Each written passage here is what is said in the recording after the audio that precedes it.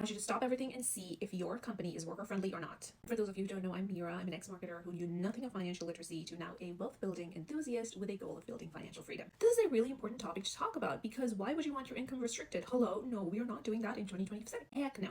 Fuck no. The companies that usually ban outside work are banks and government-related financial institutions. They're usually very strict, usually because of like compliance and finance-related issues. There's defense, aerospace, cybersecurity that require like a lot of clearance and it's very hush hush hush. Of course, there are like traditional corporate giants that do it to restrict like protecting productivity and reputation. This is not a blanket list. Obviously, it's going to differ from company to company, person to person, but those are very generalized points. On the other hand, startups and remote-based companies are super cool with outside work. In fact, they encourage the freelancer outside work culture. Notion, Basecamp, Zapier, 37 Signals, Buffer, these people are cool. They know and they appreciate multi-skilled people. Finance, many fintech companies, asset managers, like as long as you're transparent, it's cool. Deloitte, PricewaterhouseCooper, more or less they are cool. You just have to be careful. Like, there's some situations where you might have to transparently disclose. There are some places where you just have to be upfront and let them know, like, hey, you're not going to go to a competitor. You see a lot of people from Goldman Sachs, JP Morgan, Morgan Stanley, making all those Instagram accounts and talking about their day in the life because, small things like coaching and creative and